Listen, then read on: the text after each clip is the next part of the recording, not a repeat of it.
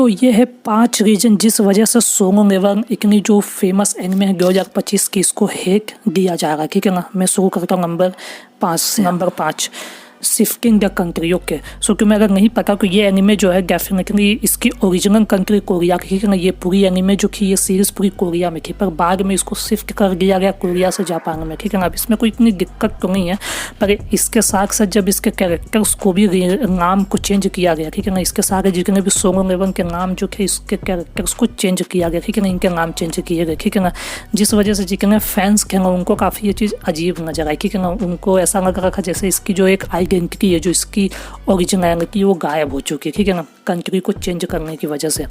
तो ये एक ऐसा रीजन है जिसकी वजह से ऐसा कहा जा रहा है कि सोलो लेवलिंग को कोरिया से जापान नहीं जाना चाहिए था, जिस वजह से एक ये रीज़न है जो कि बहुत माइनर रीज़न है कहना, बहुत ज़्यादा बिग रीज़न नहीं है, पर कई सारे हैं ऐसे जो कह रहे हैं कि इस वजह से सोलो लेवलिंग को कहीं ना कहीं है कि इतना 2025 में दिया जा रहा है। ठीक है ना, अब वैसे इतना ही सिर्फ रीज़न नहीं है, आगे भी मैं और सारी मेन चीज़ें बताऊँगा जिस वजह से इसको है कि बहुत सारा हो रहा है। ठीक है ना, सो अब बात करके नंबर 2 के। सो दूसरे रीज़न की बात की जाए, दूसरा रीज़न डेफिनेटली जो मुझे भी नजर आता है वो डेफिनेटली ये इसका जो शुरुआती फाइट है ना, कुछ एपिसोड्स है ना वो काफ़ी ज़्यादा कह सकते हो कि बहुत स्लो रहे हैं। ठीक है ना, बहुत कुछ ठीक है ना, सारे नहीं। ठीक है ना, बट ऐसा बताया जाएगा कि जैसे फाइट सीन्स अगर इस एनिमे के हैं तो बहुत ज़्यादा फास्ट कर दिए गए हैं, फिर उसी के कुछ समय बाद जो स्टोरी कंटिन्यू हो रही है वो बहुत ज़्यादा स्लो हो गई है। ठीक है ना, तो ये 2 रीज़न की वजह से कहीं ना कहीं जितने भी फैन बेसिस हैं इस एनिमे के, रेडिट वगैरह जैसे यू कैन से जो कि फेसबुक की कराई एक जगह है। ठीक है ना, वहाँ के फोरम्स पर कम्युनिटी में बातें करके यही बता रहे हैं कि जैसे कि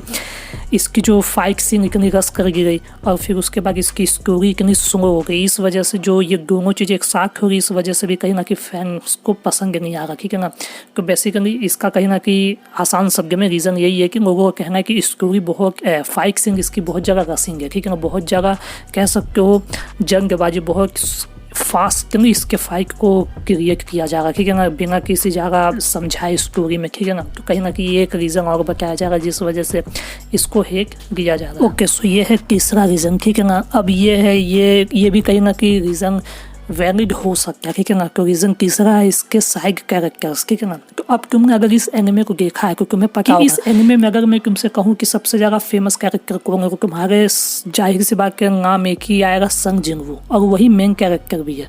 और कहीं ना कहीं यही एक रीज़न है क्योंकि कई सारे फैंस का यही कहना है कि इस एनिमे में सारा का सारा ध्यान जो है संग जिनवू को ही दिया गया। ठीक है ना, इसके जितने भी साइड कैरेक्टर्स के उन पर इतना ध्यान नहीं दिया गया। ठीक है ना, उनको इतना डेवलप नहीं किया गया, उनको इतना पावर नहीं दिया गया ना, उनका इतना अच्छी स्टोरी बनाई गई, जिस वजह से कहीं ना कहीं फैन बेसिस को ऐसा एहसास हो रहा है। तो जाहिर से बाकी इनका जितना भी साइड कैरेक्टर उस पर ध्यान इतना ना देना, ज़्यादातर मेन कैरेक्टर पर ध्यान देना, और कहीं ना कहीं मुझे भी ऐसा नजर आता है। ठीक है ना, क्योंकि मैंने इस एनिमे को जितना देखा है, पूरा तो नहीं देखा पर मैंने जितना देखा है मुझे सही लगा एनिमे। ठीक है ना, इसके मेन कैरेक्टर पर काफ़ी अच्छा काम किया गया, पर कहीं ना कहीं इसके साइड कैरेक्टर्स पे और काम किया जा सकता था, जिसकी वजह से भी कहीं ना कहीं फैंस ऐसा कह रहे हैं कि इस एनिमे में कई सारे ऐसे साइड कैरेक्टर्स के जो बहुत ज़्यादा अच्छा जा सकते थे आगे, पर उन पर इतना ध्यान नहीं दिया गया।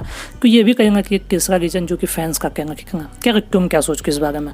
अब बात करके नंबर दूसरा रीज़न के बारे में। ठीक है, ओके, सो इसके दूसरे सीन के बारे में बात की जाए जिस वजह से इसको हेट दिया जा रहा है, तो वो है इसके एपिसोड का एकदम से सीन को चेंज कर देना, मूड को चेंज कर देना। ठीक है ना, तो इसमें हो क्या रहा है ऐसा फैंस का कहना जितना मैंने रीड किया कि उसमें बताया ऐसा जा रहा है कि एनिमे के जो सीन से एकदम से सीरियस से एकदम से ऐसे साइलेंट से जो ट्रांजैक्शन होता है ना वो इतना फास्ट है, इतना ज़्यादा कि जो देख रहा है उसको खुद समझ नहीं आ रहा है कि फाइट कब हो रही है और एकदम से साइलेंट चीज़ें कैसे हो जा रही है। ठीक है ना, कहीं ना कहीं ये एक रीज़न की वजह से फैंस का ज़्यादा सब बहुत ज़्यादा नहीं पर कहीं ना कहीं कहना इंटरनेट पर कि कहीं ना कहीं इसके ऐसे सीन से जहाँ पे ऐसा एहसास हो रहा है कि फ़ाइट होने जा रही है, पर उसके जस्ट 2 से 4 सेकेंड के बाद ही एकदम से सब कुछ नॉर्मल है, कोई फाइट सीन नहीं होगा। तो कहीं ना कहीं एक ये चीज़ की वजह से भी कहीं ना कहीं यहाँ पे भी रस के एपिसोड्स आ रहे क्योंकि कहीं ना कहीं जंगबाजी की जा, जंगी से जंगी की कैसे भी करके सारी स्टोरीज फटाफट कर दो ऐसा बताया जा रहा। ठीक है ना, तो एक ये भी रीज़न है कहीं ना कहीं जिस वजह जिसको हैक दिया जा रहा। ठीक है, अब बात करके इसके आखिरी रीज़न के बारे में। ठीक है, तो अब आखिरी रीज़न के बारे में बात करके जहाँ तक जितना मैं जानता हूँ कहीं ना कहीं ये रीज़न हो सकता है। ठीक है ना, तो ये है इसका आखिरी रीज़न, वो है इसका ओवर हाइप। ओके, सो मैं तुम्हें रीज़न बताता हूँ यहाँ पे हो क्या रहा है। तो देखो नो डाउट 2025 की सबसे बेस्ट एनिमे सोंग एवन है। अब इसको अवार्ड भी दिया जा चुका और कहीं ना कहीं एनिमे डिजर्व करती है, ठीक है, क्योंकि 2025 में सच कोई इतनी अच्छी एनिमे आई नहीं है, ठीक है। अब यही आई है जो आई और काफ़ी अच्छी आई है, ठीक है ना। पर हुआ क्या है कि कहीं ना कहीं जिसने इस एनिमे को देखा, ठीक है ना, उसने इतनी ज़्यादा हाइप इसकी क्रिएट कर दी ना कि जो ये एनिमे अच्छी थी उसको बहुत ही ज़्यादा अच्छा बताने के बाद जब फैंस गए इसको देखने इस एनिमे को, तब जो उनकी एक्सपेक्टेशन जो बहुत ही ज़्यादा थी वो कम हो गई, जो कि कम नहीं थी, जो कि ऑलरेडी एनिमे अच्छी है पर इसको बहुत ओवर हाइप बना देना, इस वजह से कहीं ना कहीं इसको हेट देना शुरू कर दिया गया कि जिस वजह से कि क्यों इस एनिमे के बारे में इतनी बात की जा रही, ठीक है ना। अब मैं ये नहीं कह रहा हूँ कि ये एनिमे बुरी है, पर समझो मैं क्या कह रहा हूँ, ये एनिमे बहुत अच्छी है, ठीक है।